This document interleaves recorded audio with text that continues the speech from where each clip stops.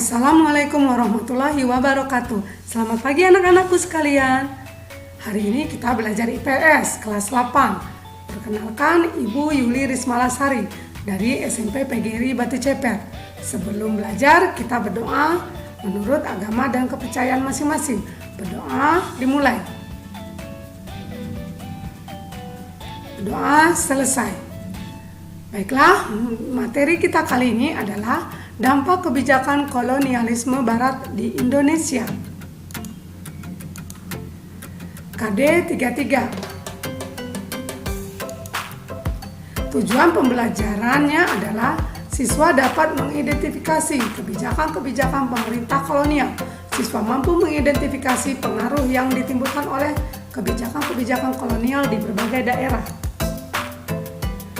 Kolonialisme berkembang sangat pesat sesudah Perang Dunia I.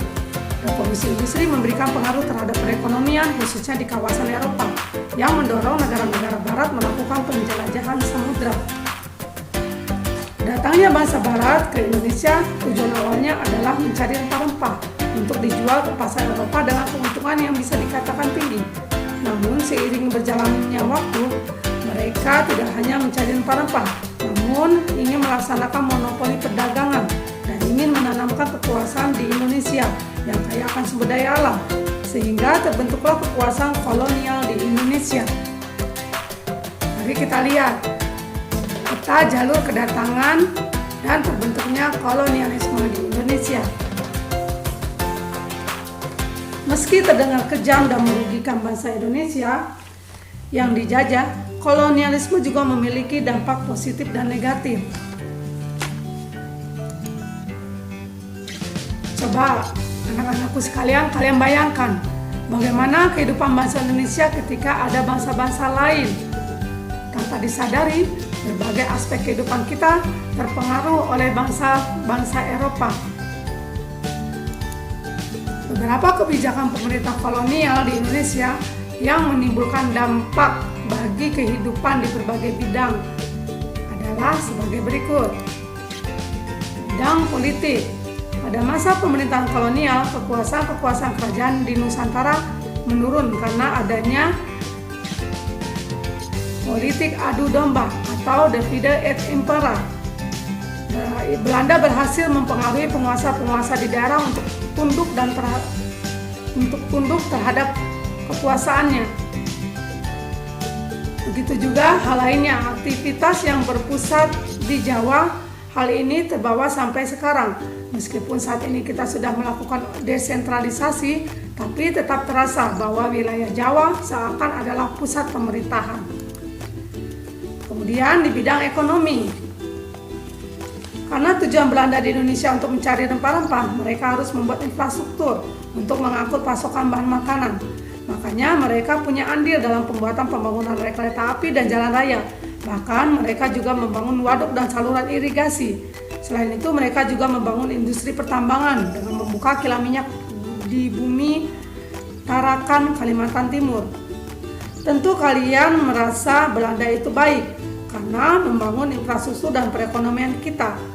Tapi satu hal yang perlu diingat, bahwa kebijakan tanam paksa dan ekonomi liberal yang mereka bentuk membuat rakyat Indonesia dipaksa menjadi penghasil bahan mentah saja.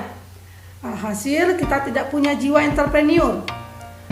Demikian pula yang dilakukan VOC, di mana monopoli dagang membuat pedagang Nusantara di kancah internasional jadi mundur. Karena kita cuma bisa bikin bahan mentah, tapi tidak tahu cara mengolah lebih lanjut. Kemudian di bidang pendidikan, pemerintah kolonial berhasil memanfaatkan rakyat kita untuk dijadikan pegawai administrasi yang terdidik, terampil, tapi dihargai murah. Kita lihat di sini, itu adalah sekolah di zaman Belanda. Pendidikan dibatasi oleh mereka. Belanda lagi-lagi membuat sekat dan kasta karena mereka takut kalau rakyat kita terlalu pintar, kita bisa bersatu untuk menggulingkan kekuasaan mereka. Makanya hanya orang-orang yang berada yang bisa masuk, seperti keturunan raja, bangsawan, dan pengusaha kaya. Bidang sosial budaya. Sayangnya, kedatangan kolonial memperburuk sosial budaya kita. Adanya Belanda membuat kita terbiasa hidup dalam kotak-kotak di masyarakat. Tidak hanya itu, penindasan dan pemerasan secara kejam juga terjadi. Upacara adat istana di kerajaan dihilangkan. Kemudian, kebiasaan pemerintah kolonial menggunakan bahasa Belanda di sisi lain membawa pengaruh tersendiri. Sedikit banyak kita punya bahasa serapan yang berasal dari bahasa Belanda.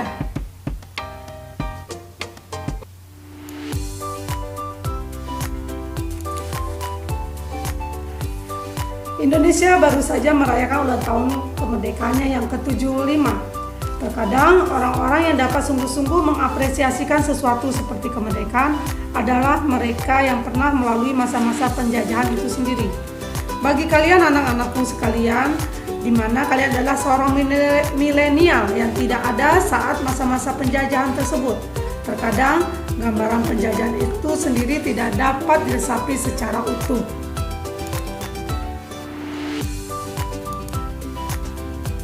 Demikian materi kita hari ini. Kalian Ibu minta untuk mengerjakan tugas yang ada di link tersebut. Terima kasih. Wassalamualaikum warahmatullahi wabarakatuh.